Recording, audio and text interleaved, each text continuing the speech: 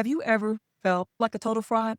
Like at any moment, everyone's going to figure out that you're not as smart, talented, or capable as they think you are? If you're nodding along with this, I need you to hear this. It's not your fault. That feeling has a name. It's imposter syndrome. And for staggering numbers of people, it's a direct and devastating consequence of narcissistic abuse. You can have a wall full of degrees, a list of recommended accomplishments, and people constantly telling you how great you are. But that voice in your head is relentless, isn't it? The one whispering, you're fake. You're about to be found out. This isn't some personal failing or a flaw in your character. It's a deep psychological scar, an invisible wound left by a specific kind of emotional violence. Today, we're going to pull back the curtain on that exact connection. Not just that it happens, but how a narcissist can systematically install this feeling of being an imposter inside of you. Most importantly, we're going to talk about how you can start reclaiming the truth of who you really are. All right, let's break these two things down. First up, imposter syndrome. This is way more than a little self-doubt. It's a nagging, persistent belief that you are a phony in some or even all areas of your life. It's the fear that any success that you have is just a fluke, or you've gotten lucky, or the timing was just right, or you just managed to fool everyone. But this is despite clear evidence that your skills, like a promotion or praise for your work, you feel like you don't deserve any of it. This feeling can be paralyzing, and it can make you anxious and cause you to shrink away from opportunities you absolutely earn. And it's a deep, unsettling feeling of being a stranger in your own skin. Now let's talk about narcissistic abuse. This isn't just dealing with someone who has a big ego. It's a calculated pattern of manipulation and emotional control designed to break you. The abuser's toolkit is full of nasty tactics like gaslighting you, which makes you question your own sanity and memories. There's constant criticism that chips away your self-worth, a projection where they dump all of their own failures and insecurities right onto you. When this abuse goes on for years, especially in childhood, it erodes your identity and it makes you dependent on the abuser for a sense of validation. When you put the two together, it's not hard to see how one feeds the other. While imposter syndrome can come from many places, the link to this type of abuse is incredibly strong. In fact, experts like clinical psychologist Dr. Ramani Deversala frequently highlights this connection, noting that narcissistic abuse creates the perfect internal storm for imposter syndrome to take root. The narcissist can be gone, but that feeling of being an imposter stays behind. How a narcissist engineers self-doubt. So how exactly does this happen? How does abuse rewrite your brain to feel like a fraud? Guess what? It's not an accident. It's the result of a specific psychological tactic. First, and this one is a real mind bender, is gaslighting. Gaslighting is the engine of imposter syndrome. The abuser will swear that they never said something you clearly remember, or they'll tell you that you're too sensitive or just crazy. When you're constantly being told that your perception of reality is wrong, you stop trusting yourself.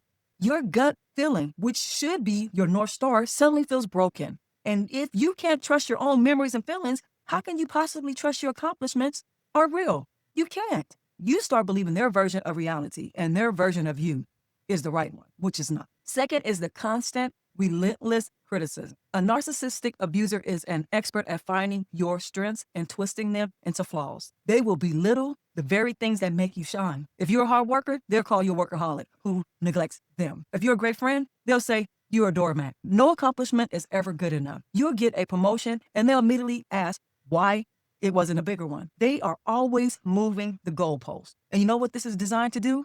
It's designed to keep you chasing forever their approval. Approval they never intend to give. Eventually, their voice becomes your inner critic. You start genuinely believing that you're not good enough and that any success you must have is an illusion. Third, there's projection. This is a classic narcissistic defense mechanism. Ironically, narcissists themselves are often drowning in feelings of inadequacy. They are the true imposters, but they can't handle that reality, so they project it. They hand you their shame. They call you incompetent, a fraud, or a failure to avoid feeling that way themselves. After hearing this over and over, you start to absorb it. You become the container for their self-hatred and begin to believe those feelings started with you. Think of it like this: being raised in a funhouse of mirrors. Everywhere you turn, you see a warped, twisted version of yourself. After years of this, you forgot what your real reflection even looks like. You start believing the distortion is you. That is what narcissistic abuse does. It systematically warps your self-perception until you feel like a fraud, even when the rest of the world sees you clearly. The path to healing and reclaiming your reality. If this is sounding painfully familiar, just take a few deep breaths. Understanding why you feel this way is a massive first step towards healing. It reframes the whole problem. The issue is not that you are an imposter. The issue is that you were taught to feel like one. So what can you do? How can you start to tear down this false front and feel like the real you? First, you have to call it what it is: abuse. And this isn't just a bad relationship or a difficult parent. It is the systematic attack on your sense of self. Naming it lifts the blame from your shoulders and places it where it belongs. That validation is the foundation you'll build your recovery on. Next, it's time to challenge your inner critic. You know that voice in your head telling you you're a fraud? That's not your voice. It is the echo of your abuser. The next time you hear it, try to actively push back. Say to yourself, nope, that's not me talking. That's them. Then consciously replace it with self-compassion. Talk to yourself the way you would talk to a friend. You will never tell your friend their success is a fluke. You will celebrate it with them. And you have to learn to give yourself the same kindness. A third and incredible, powerful step is to gather the evidence. Imposter syndrome loves vague and negative feelings. So you have to fight it with cold, hard facts. Start a brag file. Seriously, use your phone. Open up the notes. And I want you to write down every single accomplishment, big, small. I want you to log them all. I want you to log the ones from a friend and coworkers that you trust. And whenever that fraud feeling starts to creep in, I want you to open your phone, the notes, whatever you put it in, and read. You aren't just arguing with a feeling. You're presenting your brain with undeniable proof that the imposter story is a lie. Or you have to set and enforce boundaries. Healing requires safety. This might mean limiting or even cutting off contact with the abuser or anyone who enables them. Remember, boundaries aren't about punishing other people. They're about protecting your own peace and developing a sense of self.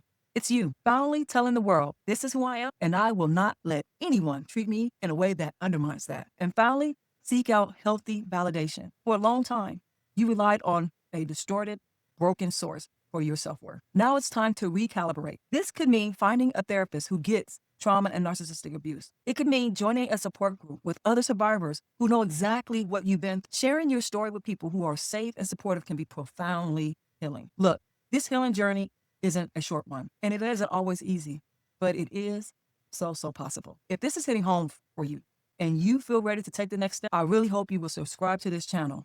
We're building a community of survivors here who are all dedicated to understanding these dynamics and taking back their story. And please think about sharing some of your experience in the comments.